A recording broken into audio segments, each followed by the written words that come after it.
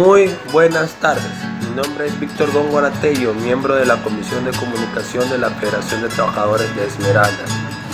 La seguridad social es nuestro derecho, por eso defendemos nuestro IES. La seguridad social en nuestro país, en lugar de ver crecer su patrimonio, está seriamente amenazada por quienes han venido administrando el IES al servicio de los privatizadores de turno. Han manejado nuestra institución como botín político para cumplir con objetivos personales y partidistas hasta intentar su aniquilamiento. A través del tiempo, los distintos gobiernos centrales y locales no solo no han cumplido con sus obligaciones constitucionales y legales con el IES, en unos casos con las aportaciones como empleadores y en otros con el pago del 40% a las pensiones jubilares, sino que han utilizado al IES como caja chica para realizar obras públicas con los dineros de los afiliados y pensionistas. Desde la Federación de Trabajadores de la provincia de Esmeraldas rechazamos todas estas políticas neoliberales en contra de nuestros queridos trabajadores de la patria.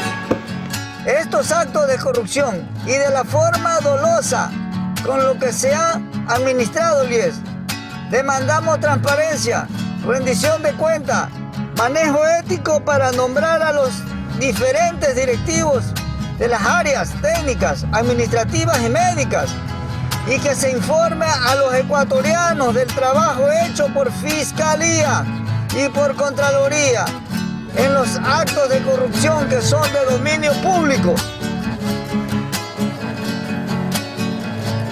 Actualmente Jorge Guate, quien no reúne el perfil académico ni la experiencia de declaraciones públicas, que se debe incrementar el aporte de los trabajadores, que no se debe dar atención médica a los hijos menores de edad, que se debe incrementar los años de aportes, etc. Igual a la cantaleta de Paul Granda, que dijo lo mismo cuando el licenciado Lenín Moreno lo delegó al directorio del IES. Nada dice de cobrar la mora patronal, nada dice de exigir al gobierno el pago del 40% de las pensiones jubilares. Pago que, si bien ya fue restablecido dejando un hueco sin cubrir, no ha sido cubierto por el gobierno. Tampoco dice nada sobre reintegrar el consejo directivo del IES con los representantes de asegurados y de empleadores. Señor Jorge Guate, informe al país los actos de corrupción que se han dado en el IES.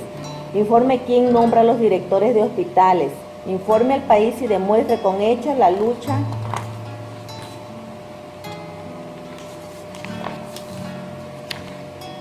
contra la corrupción que exigimos los ecuatorianos, pero prioritario y urgentemente cobre la mora patronal de los grandes grupos económicos. Logre que el gobierno pague sus deudas con el IES. Demande la integración completa del consejo directivo del IES. Esto es, cumpla con sus obligaciones como directivo del IES. Deje de proponer y tratar de imponer mayor aporte a los trabajadores.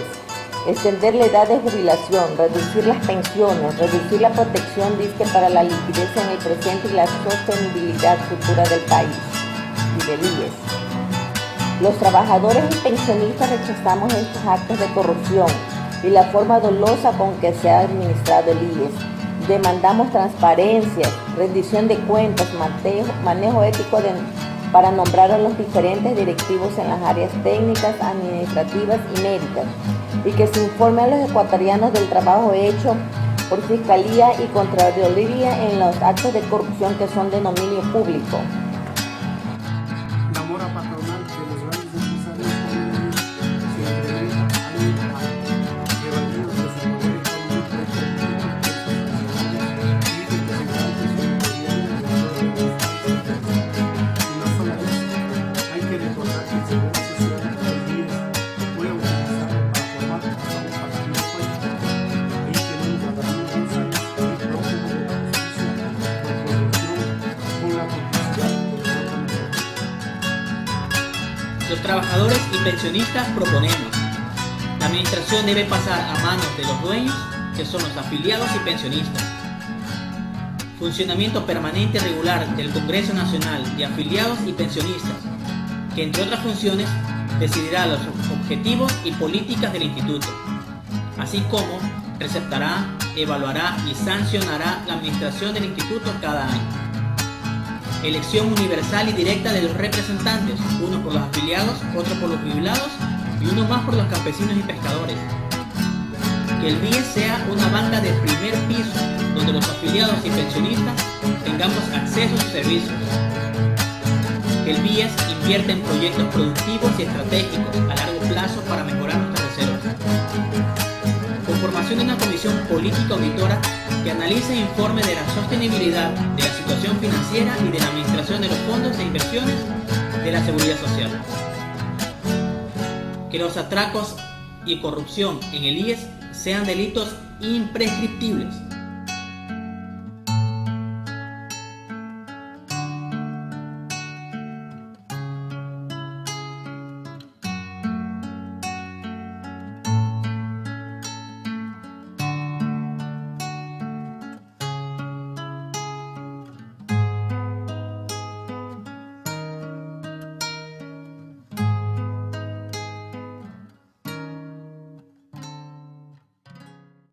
A través de Hoja de Ruta, la voz del trabajador. Porque la audiencia lo pidió, vamos a continuar con el tema de la semana pasada, el IES, una realidad. Esta noche nos acompaña el licenciado Clemente Jama, licenciado en Ciencias Políticas y Sociales, doctor en Jurisprudencia, especialista en Consultoría Jurídica Laboral, exdelegado de la Procuraduría de la Dirección Provincial del IES Santo Domingo de los Áchilas y expresidente de la Federación de Trabajadores de Esmeraldas.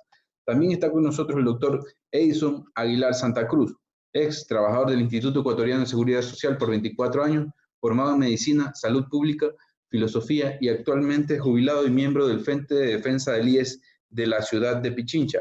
También nuestro compañero el abogado Luis Fernando Ávila, abogado de la Pontificia Universidad Católica de Quito, máster en Derecho Constitucional por la Universidad Andina Simón Bolívar, diplomado en Derechos Humanos del Instituto Wallenberg de Suecia y diplomado en Justicia Indígena, Pluralismo Jurídico de la Flaxo.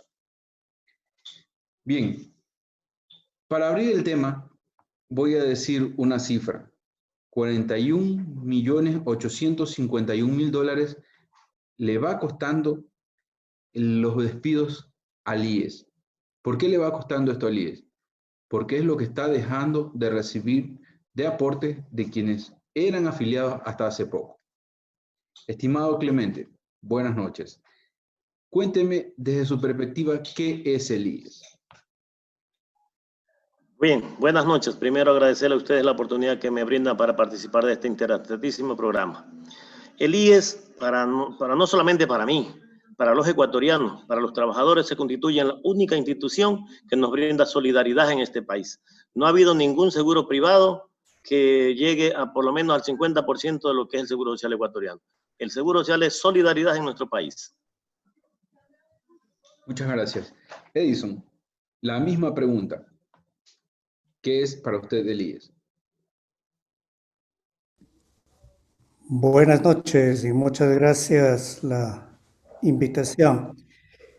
El IES es un sistema de protección social muy ecuatoriano, porque se ha ido adaptando a través del tiempo para no solamente proteger, como se comenzó en Europa, a los obreros, sino también al resto de trabajadores.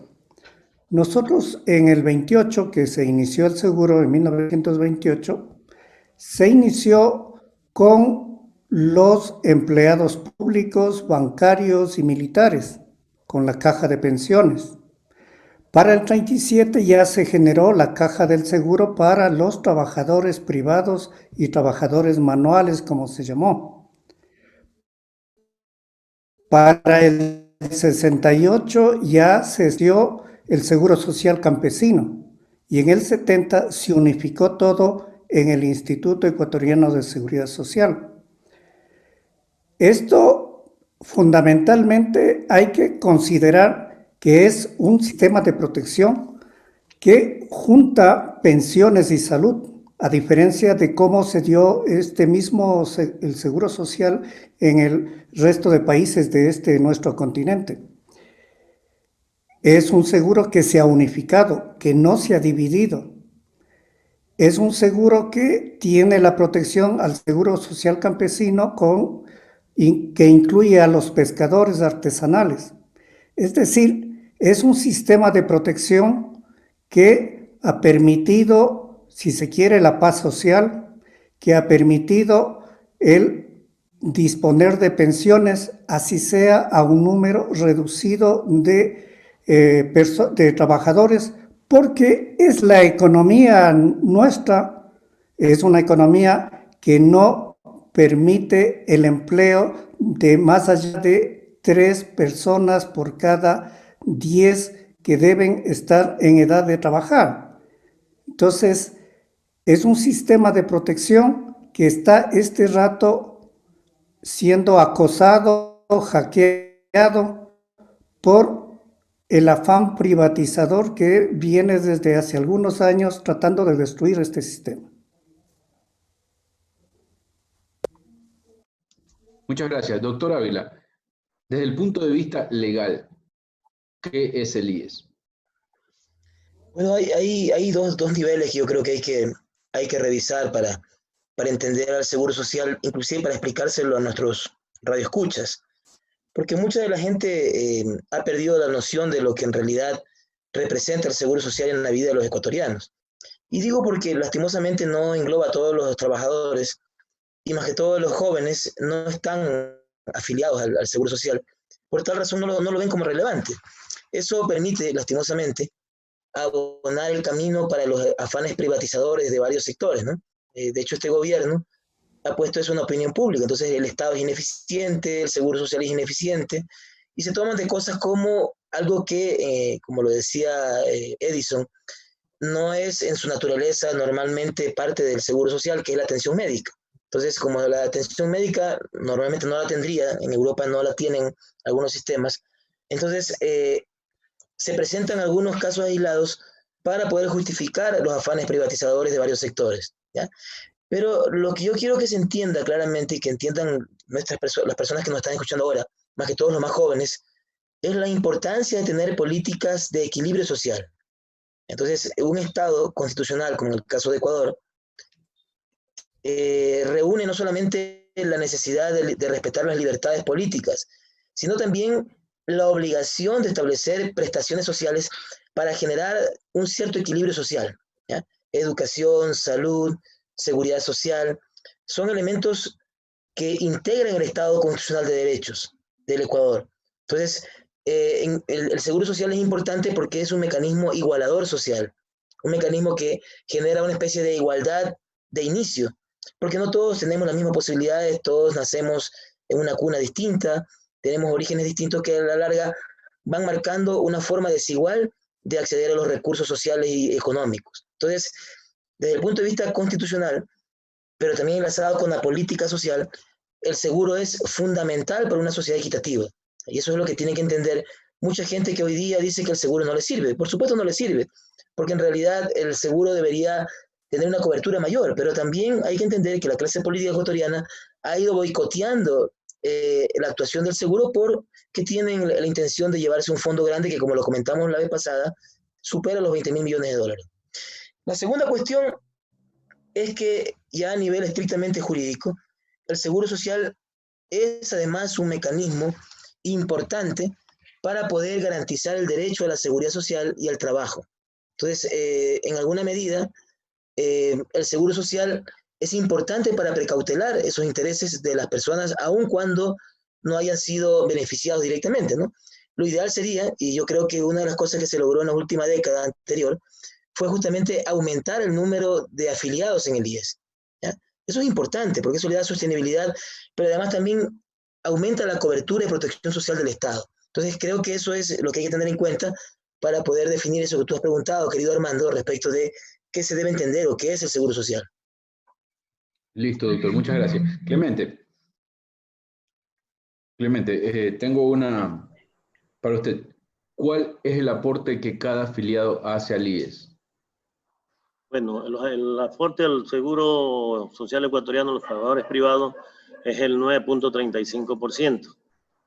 De eso, pues, está incluido el empleador, el otro 12.15%, para sus prestaciones.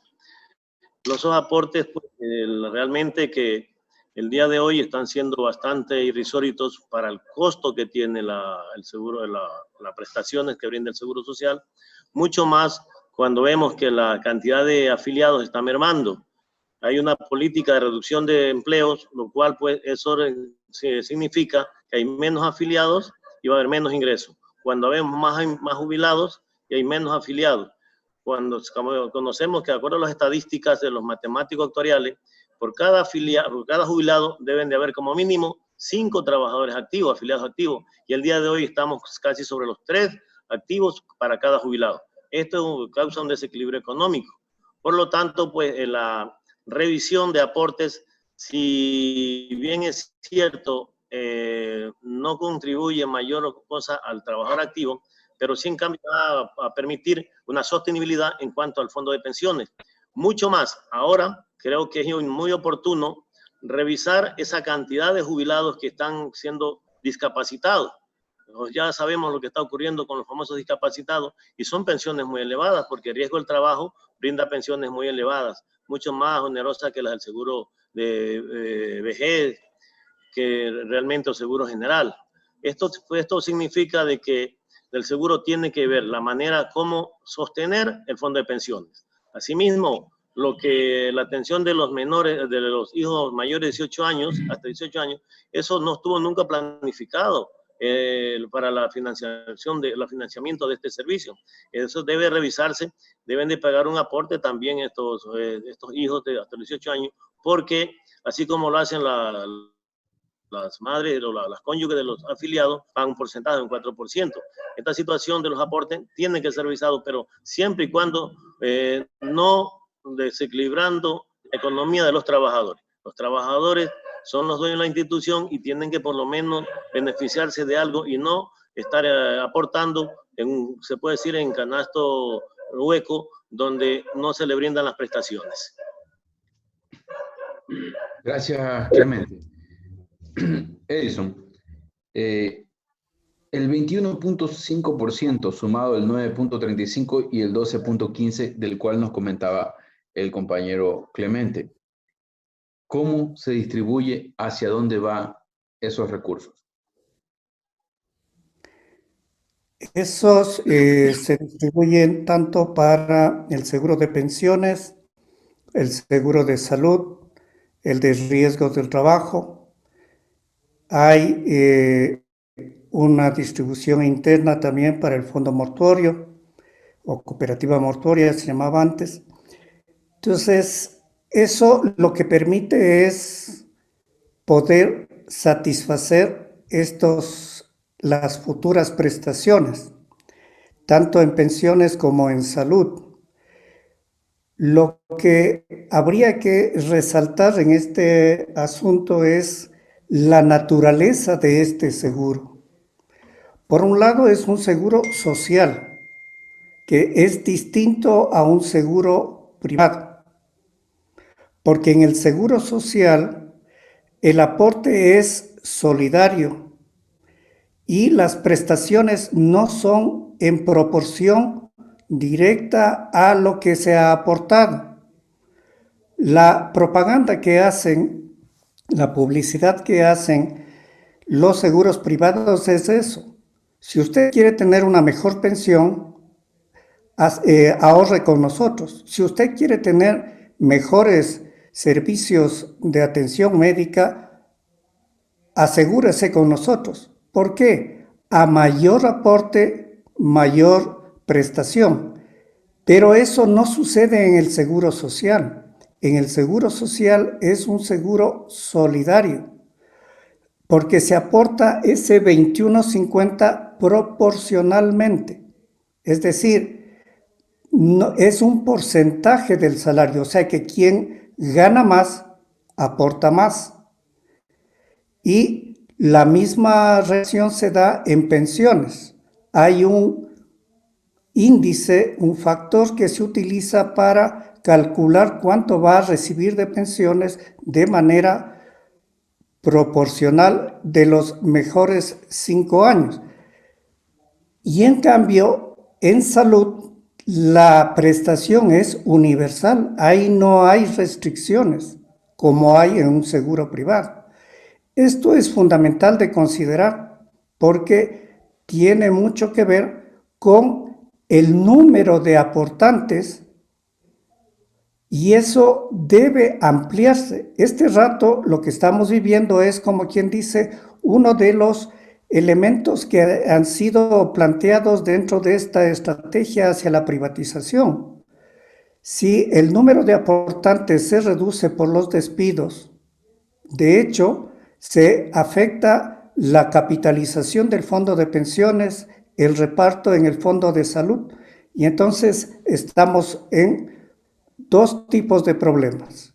Nos hablan de una quiebra, eso quiere decir a futuro. Están atentando contra la capitalización. Cuando hay una mora patronal, cuando hay una mora estatal, o sea, el Estado no está pagando lo que le corresponde, la deuda que tiene, y los grandes empresarios tampoco están pagando.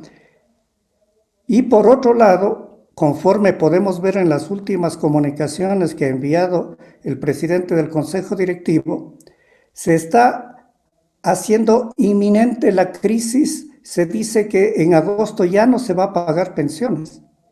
Se está hablando de una emergencia. Con eso lo que se quiere es justificar la elevación de las tasas de aportes, la elevación de la edad de la jubilación, la reducción de las pensiones.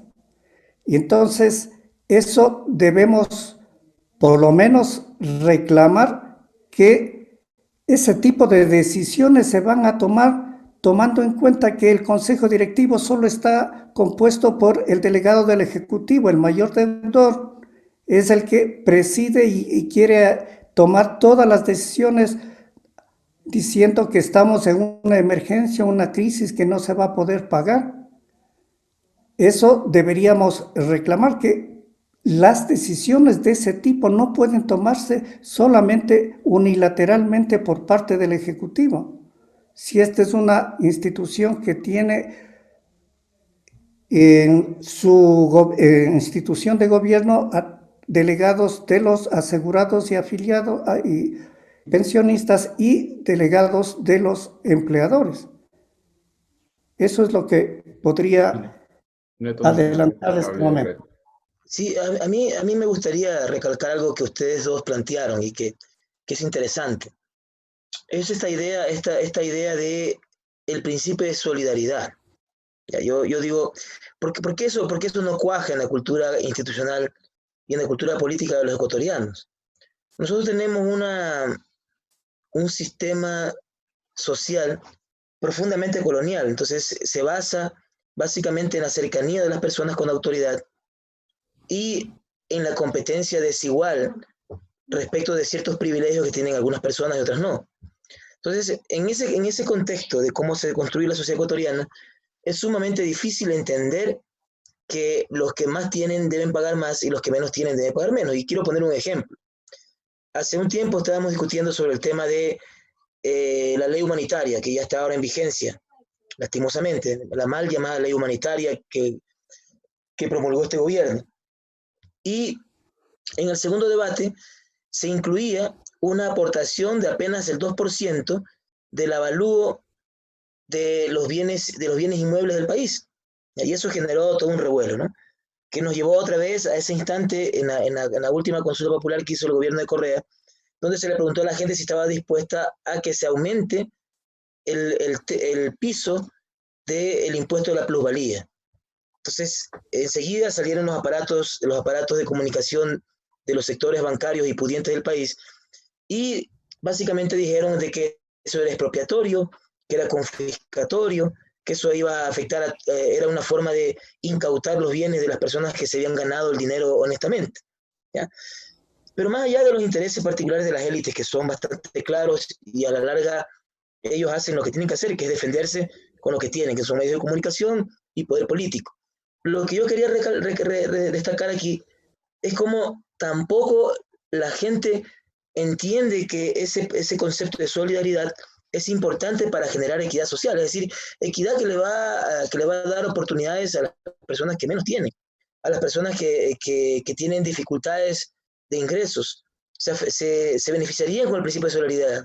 Es decir, el principio de solidaridad no se lo entiende ni para lo tributario, ni para la política pública, y por esa razón tampoco creo que se entiende para efectos del seguro social. Es decir, como que la gente lo percibe, el principio de solidaridad, como una forma de fomentar la vagancia de la gente. Como que darle un poco más al que menos tiene es como darle algo que injustamente no merece. Entonces digo, creo que eso tiene una radical importancia para poder hacer que los ciudadanos de Ecuador entiendan el principio de solidaridad. Es decir, el que más tiene, que más dé, el que menos tiene, que menos dé, ¿no?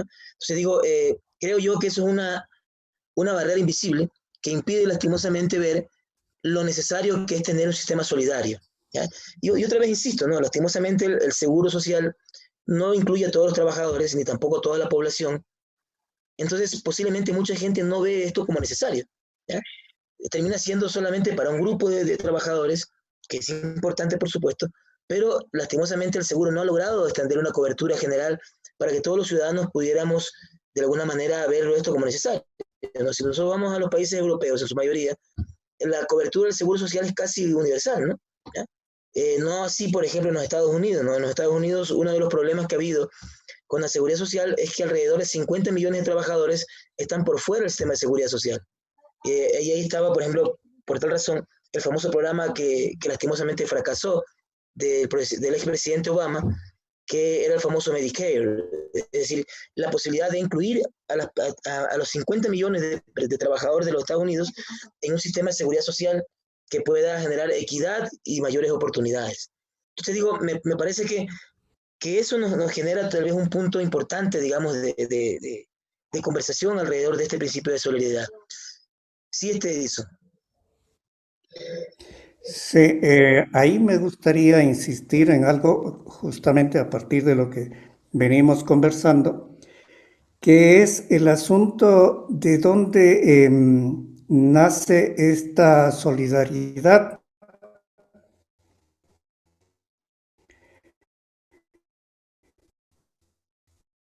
Esto nace de los propios obreros.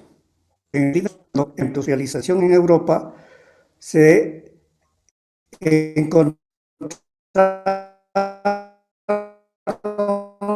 desprotegidos voluntariamente de su salario una cantidad X para poder las viudas, a los huérfanos, a los enfermos, a los accidentados,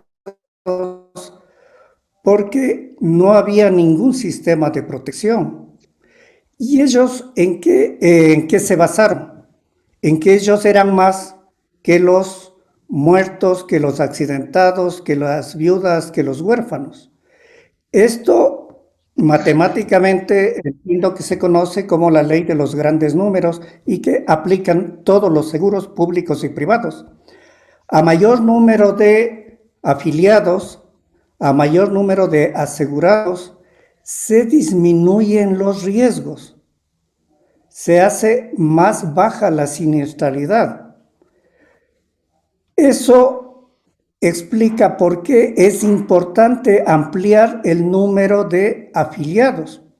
Y si bien el seguro, este momento, tiene una afiliación que alcanza el 20%, no es una cuestión voluntaria del seguro. O sea, el seguro no puede, más allá de lo que dice la ley, hacer en términos de afiliación obligatoria, porque eso depende de la economía.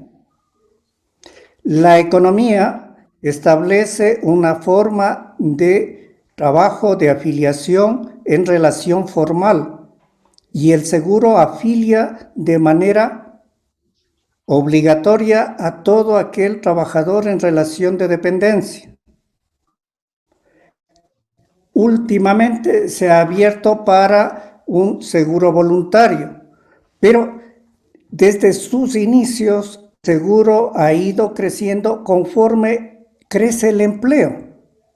Por eso es que uno de los planteamientos que estamos haciendo, algunos sectores, es decir, cambiar de la figura del empleo a la figura del trabajo, porque por ventaja todos trabajamos. Con eso se ampliaría también la base social de la seguridad social, porque tendrían que estar asegurados, afiliados y aportando todas las personas, unas de manera directa, por ejemplo, los trabajadores informales que están organizados lo harían a través de su organización, y aquellos trabajadores que no tienen esa posibilidad, ellos sí tendrían que estar aportando vía del Estado. El Estado tendría la obligación.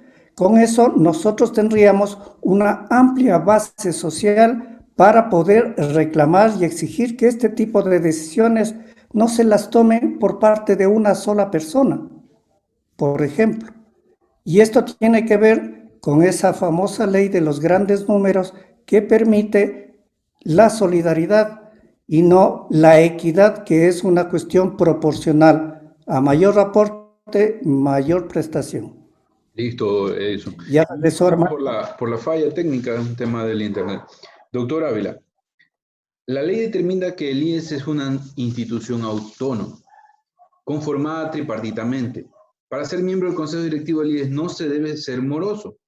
¿Cómo es que el Estado, siendo moroso, tiene su representante y además preside el Consejo Directivo Nacional del IES? Bueno, la vez pasada comentábamos justamente que una de las cosas que hay que corregir dentro del sistema de seguridad social justamente es la integración de los organismos que manejan los recursos dentro del seguro, ¿no? Comentábamos inclusive, recuerden ustedes, una cuestión interesante que se ha discutido poco en Ecuador. Si los aportes son tripartitos, la idea es de quiénes son esos recursos. Haciendo el símil con el sueldo, ¿no? Cuando a uno le dan un sueldo, le dan una contraprestación adicional, una vez que uno se le otorga ese sueldo o ese aporte para el trabajador, eso lo dispone directamente al trabajador, no tiene por qué pedirle permiso al empleador o a quien se lo haya prestado, si así sea el Estado, ¿ya? Sin embargo, la lógica aparentemente del Seguro Social no es la misma y el Estado, en los momentos que ha puesto dinero para la Seguridad Social, recuerden ustedes que hasta hace poco, pues hasta antes de que la Corte Constitucional declarara inconstitucional la no aportación del 40% de la Seguridad Social, el Estado estuvo durante varios años moroso, ¿ya? Entonces, me parece que hay que redefinir en algún momento a quién debe pertenecer el Seguro Social. El Seguro Social debe pertenecer a los trabajadores y deben ser ellos mismos quienes administren el propio dinero de los trabajadores. Si se hace un aporte del Estado o el aporte de los empleadores, la lógica debe ser la misma que la de la remuneración. Es decir, una vez que se recibe el dinero, ese dinero lo administran quienes son los dueños de ese dinero, ¿ya? Porque si no se producen todo este tipo de distorsiones, el Estado intentando sacar dinero del Seguro Social para proyectos o para cubrir dineros particulares dentro de su gestión, y los empleadores redirigiendo ese dinero para sus negocios particulares, ¿no? Y lastimosamente, como tú lo manifestabas, Armando, el representante del Ejecutivo es quien preside naturalmente estos organismos. Entonces, eso impide que se manejen técnicamente estos fondos, perjudicando a los afiliados, y por otro lado, pues también de alguna manera hace ineficiente todo el sistema de seguridad social, porque lastimosamente los recursos no lo manejan quienes deben ser los legítimos beneficiarios de esta política, que son los trabajadores. En eso Gracias. quiero yo aportar. Quiero aportar algo, Armando. Okay, y el doctor Ávila tiene toda la razón. El seguro es autónomo, así lo dice la Constitución de la República desde su concepción del IES. Desgraciadamente se politizó y el señor presidente de la República, de todos los gobiernos, es el que manda en el Seguro Social porque el delegado de él es el presidente nato, la Comisión Interventora, ahora Consejo Directivo y tantas direcciones que ha tenido. Los afiliados no tenemos oportunidad de manejar el Seguro Social. Los 92 años que tiene de vida el Seguro Social siempre ha sido manejado por el Estado. Si un Congreso Nacional de Afiliados deciden manejar sus recursos a través de su representante en el Consejo Directivo, creo que las cosas van a cambiar, porque el delegado del gobierno que está de presidente jamás le va a decir que pague la deuda. Hablamos de una deuda que no está ni siquiera cuantificada. Hay dineros que no, el gobierno, la administración del doctor Richard Espinosa, se perdieron cientos de millones de dólares, nadie daba respuesta a eso. Por lo tanto, yo considero de que el IES los afiliados debemos tomar parte. Caso contrario, esto va en un descalabro total que no sabemos dónde vaya a parar. Los recursos de los trabajadores están siendo mal manejados en el Seguro Social. Las inversiones no las conocemos. Los bienes muebles, inmuebles de la institución no conocemos. ¿Cómo se están manejando? Les pongo un ejemplo nomás, que hay recursos muchos allí. En Santo Domingo de los Áchila hay 88 hectáreas que están tomadas por la cooperativa 9 de diciembre, que no le quieren vender a los posesionarios. ¿Por qué? Porque eso tiene un gran motín político y una gran connotación en cuanto a la organización que está manejando eso para beneficiarse de los dineros, de los terrenos del Seguro Social.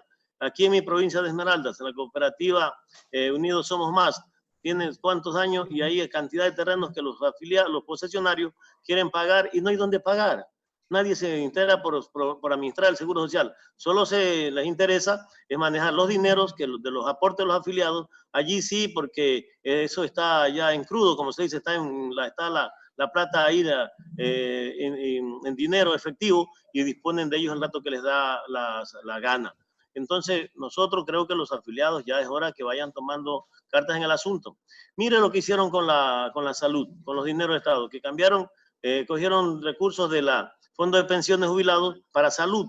¿Y qué hicieron con ese dinero? Construir grandes hospitales. Ahí hay un poco de hospitales de mala construcción que están el día de hoy ya destruyéndose. En Esmeraldas tenemos la refinería de Esmeraldas, que es una de las plantas más grandes del país, con 1.500 y pico de trabajadores. Tenemos puerto pesquero, gasero, petrolero. Y tenemos, ¿sabe qué? Un hospital de 30 camas. Un hospital que no cubre ni siquiera el 10% de las necesidades de la población. Entonces, no está bien administrado el IES. Tenemos que reconocer, el doctor Aguilar es un compañero, yo también trabajé para el IES, conocemos el interno de la institución y sí da pena cómo se maneja. Mire lo que está ocurriendo ahora en el Teodoro Maldonado, Carbo, Guayaquil, cómo se están llevando el dinero, pero en saco. Ya no hay control para nada. Entonces deben de tomarse nuevas riendas en la institución y deben de ser los afiliados, los dueños de la institución, los que tomen la decisión y pongan las cartas de juego. Gracias, Clemente. Doctor Edison, si bien es cierto que conocemos la realidad que tiene el IES en el país, sabemos que las reformas afectaron con el quitar el 40% del aporte. Están en este momento pensando en que la mala administración que se dio, que ha sido presidida por el Estado durante mucho tiempo, pasársela al bolsillo de los trabajadores, diciéndole, señor, administramos mal, no hay plata, ahora usted tiene que aportar más. ¿Es eso lo correcto? De ninguna manera. De hecho, es más bien uno de los aspectos de esta estrategia que persigue la privatización. Es decir, se ha afectado al Seguro Social desde distintos ángulos. Por la salud, mediante esta derivación y la contratación de servicios privados, porque no se preparó, no se amplió la capacidad instalada del Seguro Social para atender a esa mayor demanda que se estableció con la ampliación de la protección a los hijos menores de 18 años, en fin. Es decir, se está viendo cómo por el lado de las pensiones, por el lado de la capitalización, mantener e incrementar tanto la mora patronal como la deuda del Estado, de hecho afecta a la capacidad de invertir del Seguro Social. Pero no solo eso, lo que se hizo fue obligarle al IES a invertir en algo que hasta el momento no le ha producido ningún rédito. El seguro social en el seguro de pensiones por obligación tiene que capitalizar, tiene que invertir, tiene que formar reservas, tiene que hacer crecer ese fondo, porque necesita tener la suficiente capacidad para pagar pensiones a futuro. Por tanto, no es un capricho, es una necesidad del fondo de pensiones el invertir. Pero en este país, un mercado de capitales, porque las empresas en este país no han fortalecido ese mercado de capitales. Por tanto, lo que debería hacerse el seguro, recordemos que en un gobierno como el del doctor Hurtado, cuando se planteó la posibilidad de que el seguro invierta en el exterior, como lo hacen los seguros privados chilenos, por ejemplo, se negó esa posibilidad. Legalmente se obligó por mucho tiempo a tener los fondos del seguro depositados en el Banco Central sin ganar intereses. Es un absurdo total. Por tanto, lo que estamos viendo es que está cerrando una estrategia para justificar la privatización. No podemos mantener la pasividad de los trabajadores, de las centrales sindicales, de las organizaciones de trabajadores. Tenemos que reclamar, tenemos que hacer que esto se detenga, si no, van a salirse con la suya. Van a privatizar el seguro. Pretexto la iliquidez, no se puede pagar pensiones. Pretexto la quiebra inminente. Entonces, eso no puede darse. Ni siquiera hemos reclamado por la no completa composición del consejo directivo. Entonces, creo que ya es hora de levantar la voz, de movilizarnos para reclamar que esto no puede mantenerse. Gracias, Edison. Doctor Ávila, el IES es tripartito, lo tenemos claro. No hay representante de los afiliados hace más de un año. ¿Por qué no se lo elige? Y todo lo actuado, al no estarse cumpliendo con la forma tripartita del IES, ¿no sería ilegal? Ciertamente no sería legal, pero no sería legítimo lo que están decidiendo. Es decir, pues se puede votar por mayoría, hay 2 votos de 3. Por tal razón, sus decisiones serían legales. Porque no está la parte más importante del seguro social, que son los trabajadores. ¿Ya? Pero digamos, también creo que tiene mucho que ver el problema particular de no haber podido nombrar el representante de los trabajadores en la debilidad que tienen en la actualidad los sectores sindicales y las centrales sindicales. Los sindicatos, los movimientos sociales, organizaciones de sociedad civil. Entonces, toda esa debilidad y las enormes disputas que hay en el interior de las organizaciones, creo que también conspiran para que no se haya podido elegir este representante al directorio del Consejo Superior del IES. Entonces, creo yo también que uno de los problemas que se ha ido haciendo más evidente y que es paralelo a esta intención de privatizar el IES es también los golpes continuos que ha ido recibiendo el sindicalismo en Ecuador. Es decir, está debilitado, hay demasiadas disputas políticas al interior, y eso creo que también conspira y hace que de alguna manera pues no se pueda tomar un control más adecuado del seguro social.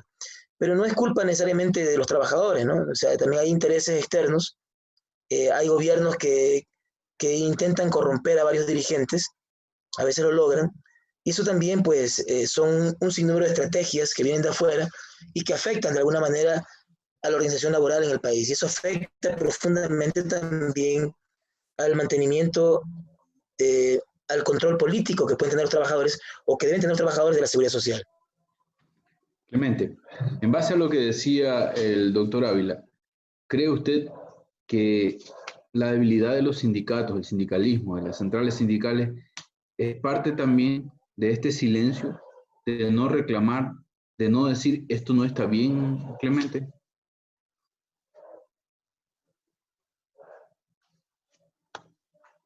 Sí, el doctor Ávila tiene gran razón en esta parte, pero tampoco no podemos sentarnos a la vera del camino a esperar que se nos lleven el único patrimonio que tenemos los trabajadores en este país, a expensa de que no pueden nombrarse un vocal en el Consejo Directivo. Ahí están las centrales sindicales, está la CTE, una organización muy aguerrida y combativa que hemos tenido en el país.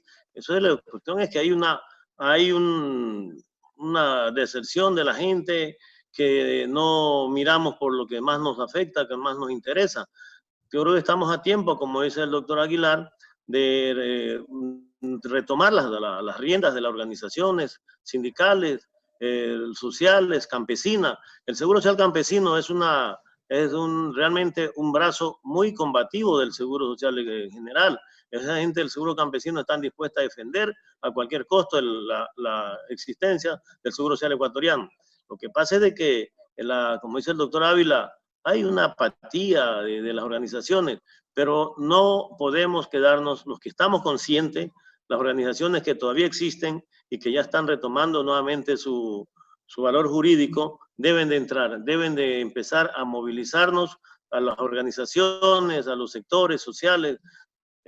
Vuelvo y repito, el Seguro Social Campesino es una de los 3 seguros que tiene el IES, es el más combativo, el más aguerrido, porque ellos no tienen problema en movilizarse. Ellos no están pidiendo permiso para salir a movilizar las calles. Esos son acostumbrados a bajar de los páramos, de las montañas, y estarse semanas, meses en las vías. Entonces, estamos totalmente de acuerdo de que la inercia de las organizaciones existe, pero no es que estamos tampoco castrado, como se dice. Hay gente que sí estamos de acuerdo en salir a defender lo único que tenemos. No puede ser que nos quedemos viendo cómo se nos llevan la joya que tenemos en este país los empresarios. El doctor Aguilar tiene toda razón en el momento cuando dice que hay un plan, un proyecto, y que todas las políticas que están manejándose dentro de la institución son tendientes a buscar la privatización, a lo cual nosotros no podemos permitirlo, y de este tipo de programas, de medios de comunicación pluralistas, estamos orientando a la gente y debemos de seguir en ese camino. Yo les felicito a los compañeros del panel porque todos estamos enchufados en que el Seguro Social es una necesidad. Es el único patrimonio que nos queda a los trabajadores en este país. Si lo perdemos, pues hemos perdido las vidas, porque más de 500,000 jubilados que estén ahí en este momento, ¿de dónde van a vivir? ¿No? Eso estoy totalmente de acuerdo con el doctor Aguilar y el doctor Ávila. Doctor Edison, estamos viendo que se está allanando el camino hacia la privatización, es claro. En salud, ¿qué tan costosas son las derivaciones? Siendo, creo, más caras que las atenciones en el IES, ¿qué efectos nos traen? ¿Y quiénes son los que concentran la provisión de equipos médicos de estos servicios en el IES?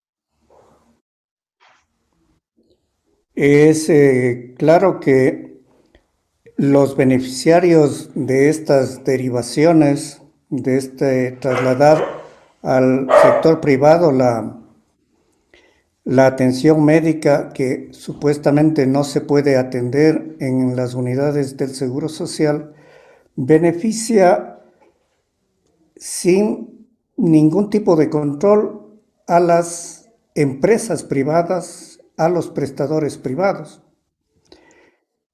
Eso se ha ido incrementando porque se ha hecho sin mayor control. O sea, no se ha establecido de manera consecuente un tarifario, por ejemplo, que permita establecer las condiciones.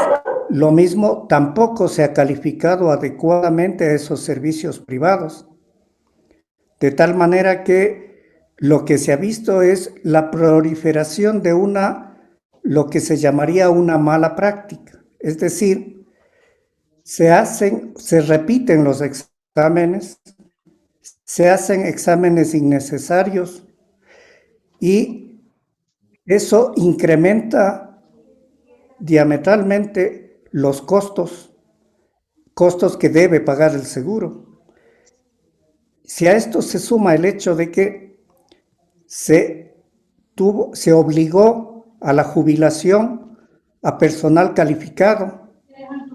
De hecho, eso incrementaba la derivación, el enviar a profesionales, a los pacientes, a los servicios privados. Eso es un elemento más de esta estrategia hacia la privatización. Si no, pregunten cuál es la deuda que se tiene con las clínicas y consultorios privados. Cada vez hay reclamos en torno a eso, y los que pagan los platos rotos de todo eso son los afiliados y el Fondo de Salud en cualquier parte del mundo. Sí. Gracias, Edison. Luis, con todo lo que hemos conversado y donde el camino prácticamente estaría allanado hacia la privatización, le pregunto, ¿se puede privatizar el IES? De acuerdo a la Constitución, no se puede privatizar los servicios que son estratégicos, ¿ya? Y son estratégicos no solamente porque la Constitución lo dice, sino porque también en varias leyes, entre ellas la Ley del Seguro Social, establece que la seguridad social, la salud, la educación, son objetivos estratégicos del Estado, ¿ya? Yo justo hoy día, por efectos de hacer una demanda que estoy redactando, revisaba el plan del buen vivir 2013-2017, ¿no? Perdón, 2017-2021, ¿ya? Y en ese plan nacional del buen vivir, castraron totalmente todo lo que es planificación y todo lo que se había hecho hasta el momento en la última década, por motivos políticos, por motivos económicos y por todo lo que estamos viviendo ahora, ¿no?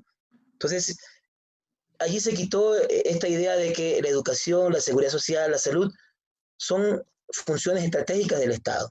Entonces, por tal razón, no podrían privatizarse. Es decir, están abonando a través de esta reforma, este plan del buen vivir, están allanando el camino para terminar tal vez con una de las más preciosas de las conquistas sociales, que es el seguro social. Entonces, yo creo que es terrible. Ahora, yo quisiera abonar una idea más a lo que planteaba Edison hace un momentito. Miren lo curioso. En la última década no hubo tercerizaciones porque está prohibido por un mandato constituyente. Sin embargo, se tercerizaron servicios, que es peor, ¿ya? Es decir, todo un servicio se tercerizó. ¿Y por qué se hizo eso? Porque es un buen negocio. Yo lo quiero llamar con todas sus letras, es un atraco, ¿ya? Miren, un salubrista de la Universidad Central, que no quiero decir su nombre porque ha pedido que no lo diga porque le puede afectar. Él decía que alrededor de 8.000 millones de dólares se gastaron en esa tercerización, ¿ya? Según su criterio, dice que con solo 200 millones de dólares se puede equipar un hospital de punta, como los que tienen en los Estados Unidos las clínicas judías, ¿ya? Con 200 millones de dólares. Y se le puede dar sostenibilidad contratando a los mejores médicos del mundo, ¿ya? Se le puede dar sostenibilidad a esos hospitales construidos con 200 millones. Es decir, se gastaría alrededor de unos 2.000 a 3.000 millones, que es lo que se gastó en tercerizar el servicio de salud, beneficiando a clínicas privadas que de alguna manera lucraron de todo este embrollo, ¿ya? Entonces, ¿qué es lo que está de fondo? Es hacer un buen negocio, es un atraco a los recursos del Estado. Porque si se hubiese gastado menos, hubiese quedado una cosa mucho más importante: hacer salud pública, que no hay en el país. En el país lo que menos hay es salud pública. No hay un sistema que proteja a los ciudadanos de manera universal sin que les genere costos altos y que les proteja y les dé la posibilidad de sobrevivir. En este país, lastimosamente, hemos llegado otra vez a la misma idea que se daba hace unos 10 años atrás. Mujeres parturientas, dos mismas en una misma cama, personas que mueren porque no tienen atención médica. Y como les digo, tal vez uno de los grandes problemas es que justamente la privatización del seguro significa acabar con una de las más preciosas conquistas sociales que se han logrado en la historia del Ecuador. Gracias, Luis. Clemente, hace poco el gobierno de El Salvador acaba de hacer como un hito Un hospital de 1000 camas, con apenas, muchas personas dicen 34, otros dicen 75 millones de dólares. ¿Por qué nos cuesta tanto hacer un hospital en Ecuador? ¿Por qué es tan caro? Porque en este país campea la corrupción. Ahí nomás tenemos el de Pedernales y tantos más. Entonces, aquí lo que ocurre es que los dineros no son bien manejados. Todo cuesta el triple, cuesta el doble y su calidad es pésima. Los servicios del IES no se los hace atractivos. Por eso hay una evasión de afiliados. Cuando tengamos un seguro social ecuatoriano atractivo, donde los afiliados tengan todos los servicios y beneficios que necesitan, vamos a tener concurrencia de afiliados. Mira, ahorita están pensando en subir la edad de jubilarse a 65 años. Eso no es atracción, eso más bien es de espantar al afiliado, al filate. ¿Por qué no lo hacen más atractivo y dicen que pueden jubilarse también con 55 años con un porcentaje menos que el que se jubila con 60 años de edad? Y de esa manera hacerlo más atractivo a la institución. Los costos de las medicinas en este país, ustedes ya las conocen, pagan triple y 4 veces más de lo que cuesta. ¿Qué es eso? Corrupción. Recién nomás en el Teodoro Maldonado Carbo y en cuantos más se está queriendo detectar recién lo que está ocurriendo. Entonces, los costos de los hospitales son demasiado altos y no solamente los hospitales, todos los bienes que construya o adquiera el Seguro Social son demasiado elevados. Y eso tienen el descalabro económico a la institución que no permite brindar los servicios y las prestaciones para lo cual fue creado. Clemente, Edison, parece ser que la corrupción viene siendo el principal foco de encarecimiento de los costos. Ahora se piensa hacer una compra centralizada. ¿No será esta compra centralizada corrupción centralizada? ¿No podemos los afiliados formar una especie de veeduría en la cual podamos controlar un poco más qué, cómo y hacia dónde se dirigen los recursos del IES? Hay que tener cuidado con este asunto de la corrupción, porque da la impresión de que nos administran a través de la corrupción. Es decir, quienes conocen todos los vericuetos de la corrupción, todos los escándalos, los van administrando de tal manera que uno de esta semana tapa el de la semana anterior y así se va sucediendo en el tiempo y nos tienen distraídos con eso. Pero en relación a la pregunta de qué podemos hacer como ciudadanos, como afiliados, lo que podemos hacer es demandar que esto sea público, que las contrataciones no sea solamente público para los oferentes. Recordemos lo que pasó en octubre del año pasado, cuando se estaba llegando al final del conflicto. La negociación fue pública y nosotros pudimos ver las posiciones del gobierno y de los reclamantes. Y si bien hubo mediación y todo lo demás, pero se pudo ver cuáles eran las posiciones. Si nosotros exigimos la contratación pública, que realmente sea pública, podríamos nosotros observar y podríamos ir identificando cómo se van formando estas mafias que chantajean este tipo de contratos con el Estado. Si no, de hecho, siempre estaremos a la espera del próximo escándalo. Gracias, Edison. Doctor Ávila, hace poco acabamos de ver que un mismo grupo contrata o provee a través de las subastas inversas electrónicas de los medicamentos, de los insumos. Son los mismos que se dan la vuelta. ¿Cómo pueden ellos penetrar sus redes, sus garras de corrupción en cada uno de los diferentes hospitales? Creo que lo que hay que pensar respecto de la contratación pública es realizar reformas estructurales al sistema de contratación pública. Es decir, no es suficiente con modificar algunos mecanismos de control o transparencia, ¿ya? Porque en el fondo, donde está la trampa de la contratación pública es en los TDRs, en los términos de referencia. O sea, si ustedes revisan el término de referencia, está exactamente hecho para que un proveedor X sea el que gane el concurso, ¿ya? Poco le falta poner el número de RUC de la persona que va a contratar, o sea, está direccionado, ¿ya? Se ponen los términos de acuerdo a quien se quiere que contrate con el Estado. Yo el otro día tuvimos una conferencia donde participé justamente respecto del problema de la corrupción, es algo un poquito más amplio, pero yo quisiera resumir por una idea interesante que tal vez podría ser como importante para el debate. En Europa tienen un modelo que se fundamenta en un modelo alemán que se llama, ¿no? Entonces la Comunidad Europea tiene una regulación para la contratación pública que le denominan el modelo alemán de contratación pública. ¿En qué consiste este modelo? El modelo se paga por obra cierta. ¿Qué significa eso? Que yo como Estado contrato una obra pública y digo la obra pública cuesta 1 millón, además que está estandarizada, ¿no? Hay un código, está estandarizado en el mercado, no se puede cambiar y eso cuesta 1 millón. Entonces la empresa que puede construir esa obra o dar ese servicio es X empresa. La empresa realiza la obra y solamente una vez que se revisa la obra se le realiza el pago. Un pago que tiene una diferencia de ganancia del 20%. Normal, ¿ya? Y es de la manera como se construye en Europa utilizando el modelo alemán. En el caso de Ecuador tenemos el modelo del anticipo, ¿ya? El anticipo, ¿por qué se hace? Por una idea, entre comillas, democratizadora, que no es tan cierta, de que los pequeños puedan competir.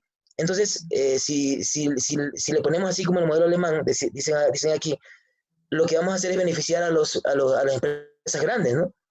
Qué sé yo, a Hidalgo o a Erdoiza Crespo, no sé, para construir una obra pública, ¿ya? Pero el problema es que aquí, digamos, se beneficia a una empresa que además fue creada la semana pasada antes de que se haga la convocatoria al concurso público. Evidentemente esa empresa es de alguien que trabaja dentro de la máxima autoridad, hay un testaferro, ¿ya? Y se le paga un anticipo, es decir, es el primer contrato que hace. Aquí hay contratos, por ejemplo, recuerdo un contrato que se hizo para el Ministerio del Interior, que se le acusaba al yerno del presidente Lenín Moreno, ¿ya? En su momento, ¿no? Un contrato de una persona que se acababa de graduar de la universidad como ingeniero comercial, ¿ya? Y se le otorga un contrato de $2 millones, el primer contrato, ¿no? Una empresa que tenía 3 meses, que no había facturado absolutamente nada. Su primer contrato, y posiblemente el único, fue este contrato para el Ministerio del Interior. Entonces, si no cambiamos la lógica estructural de cómo está hecho el sistema nuestro, tendremos el mismo problema que tenemos ahora. La Ruta Viva costó casi 300 millones de dólares, ¿ya? Esa misma carretera en Alemania cuesta 50 millones de dólares, ¿ya? Y pensando además que en Alemania hay responsabilidad tributaria fuerte, ¿ya? Y además también responsabilidad laboral fuerte, ¿no? Es decir, no es como en el caso de Ecuador, donde además tampoco hay control de la contratación pública respecto de los trabajadores, ¿no? Entonces no se le exige a las empresas que los trabajadores no sean precarizados. Aquí hay una cosa terrible, ¿no? Entonces, por un lado, este sistema direcciona los contratos hacia la gente que está administrando el poder, y por otro lado también beneficia al mercado precarizando la mano de obra de los trabajadores, ¿ya? Entonces, aquí, ¿por dónde se va el dinero, no? El dinero se va a los bolsillos de las 5 familias que gobiernan este país en toda la época republicana. Entonces, hay que variar el sistema de contratación pública en su estructura, hay que transparentarlo, ¿ya? Aunque a veces eso puede generar eventualmente algunas distorsiones del mercado económico. Gracias, Luis. Clemente, en 2 minutos, motive a los seguidores, motive a los sindicatos de qué hacer y cuál es el camino, cómo debemos hacerlo para hacer conocer nuestra voz de que no estamos de acuerdo con lo que está pasando en nuestro Instituto Ecuatoriano de Seguridad Social. Yo creo que primero deben de reactivarse las organizaciones sindicales, como decían antes la CTE, la CEDO, CEDOCU. Ellas a través de organizaciones motivar a un gran congreso de afiliados, donde los afiliados decidamos y decidan, jubilados, campesinos, qué políticas insertar en la administración del Seguro Social ecuatoriano. No queda otro camino, porque está todo visto, está todo determinado, que las políticas del gobierno conducen a la privatización del Seguro Social. No queda otra alternativa que una lucha de frente, una lucha frontal y pronto. Las organizaciones sindicales tienen esa ardua tarea de convocar. Las organizaciones están allí, los jubilados tienen sus organizaciones, trabajadores están a un 50 o el 60% activándose ya, los del seguro campesino también están ellos dispuestos a defender el patrimonio, y los medios de comunicación juegan un papel muy importante, como este pluralista de medio, donde da la oportunidad de expresar los criterios que cada sector tiene, y así todos los medios que sean como el que estamos ahora utilizando, ayudar a motivar a la defensa del Seguro Social ecuatoriano, que como todos lo hemos dicho, es el único patrimonio que tenemos los trabajadores y jubilados campesinos en el Ecuador. Terminado el Seguro Social ecuatoriano, pues realmente no nos imaginamos, ni siquiera tenemos la menor idea de lo que puede ocurrir en este país. Mi llamado y mi invitación a los compañeros de la CTE, que desde allí se vaya promoviendo un gran Congreso Nacional de Afiliados al Seguro Social ecuatoriano. Edison, el Frente 15 de Noviembre, o Frente de Defensa del IES, del cual usted es miembro en Pichincha, ¿cuáles son las acciones que está desarrollando y cuáles son las que aún faltan por hacer? Lo que se ha venido planteando es reunir la mayor cantidad de organizaciones que en común vamos construyendo una posición en defensa de la seguridad social y del seguro social en concreto.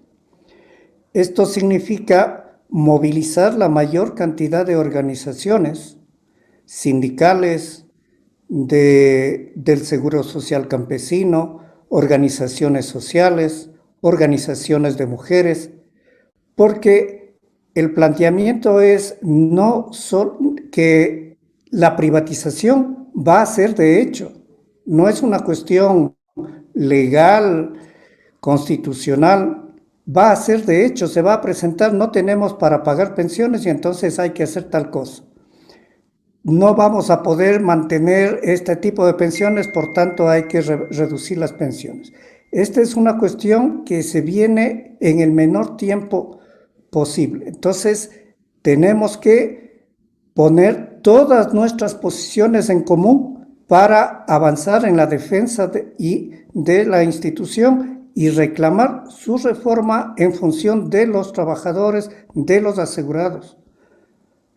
En términos de la composición del consejo directivo, en términos del manejo de las inversiones, en términos de desbaratar la corrupción. Eso es lo que estamos avanzando, tratando de conformar una posición común. Gracias, Edison. Luis, para terminar, ¿qué debemos hacer desde el punto de vista legal para denunciar todos estos actos corruptos, detenerlos y hacerlos públicos como organizaciones, como trabajadores, como pueblo en realidad? Yo creo que ante las políticas neoliberales y el estado de degradación total del sistema político, que yo creo que no se va a arreglar en las próximas elecciones, lastimosamente, creo que el problema se va a agravar y todavía no tocamos fondo. Yo creo que estamos ante una preciosa oportunidad histórica de resistir, ¿ya? Pero no solamente utilizando los mecanismos de movilización y resistencia, que yo creo que hay que activarlos ya. La gente tiene que reaccionar y tiene que perder el miedo al coronavirus, ¿no? Yo creo que, lo decía el otro día en una entrevista que me hicieron, yo creo que el gas lacrimógeno de alguna manera elimina el coronavirus, seguro que sí. Así que yo creo que el país tiene que reaccionar y tiene que salir a las calles a protestar. Pero junto a eso, también pues hay mecanismos jurídicos importantes que se están activando ya. Yo formo parte de este colectivo que se llama Acción Jurídica Popular, en conjunto con varios colegas, y estamos intentando utilizar herramientas de derecho para poder resistir, ¿no? En algunas veces hemos logrado algunas cosas, otras veces no, y ahora estamos trabajando en una demanda de inconstitucionalidad de la ley humanitaria, a la que llegado el momento les vamos a invitar a ustedes a participar. Vamos a hacer una convocatoria pública para que todos los colectivos, organizaciones, movimientos sociales, inclusive, ¿por qué no?, partidos políticos que quieran sumarse a esta demanda, pues lo puedan hacer. Entonces, hay que utilizar lo jurídico como un instrumento para poder resistir ante el embate de las políticas neoliberales Y les digo, estamos ante una preciosa posibilidad histórica de poder resistir y que esa resistencia pues unifique el movimiento obrero, al movimiento de los trabajadores, a los movimientos sociales en pro de conseguir una sociedad mucho más justa, ¿no? Que tenga límites y que le ponga límites a las élites ecuatorianas que están acostumbradas a tirar las migajas a las personas que estamos al borde de su mesa. Así que con esto yo quisiera más bien invitar a la gente a la resistencia total. Es lo ideal para poder proteger nuestras conquistas sociales. Gracias, Luis. Esta noche hemos llegado a las siguientes conclusiones importantes. 8.000 millones de dólares es lo que han costado las derivaciones a quienes, a cada uno de los dueños que somos los trabajadores. Resistir, luchar, salir a las calles a defender el patrimonio de quienes somos los trabajadores, el IES, y que hoy lo quieren hacer ver como un motín político para los empresarios, para los politiqueros, para la corrupción. Agradecemos una vez más a Radio Hoja de Ruta por darnos la oportunidad de ser la voz del trabajador. Muchas gracias.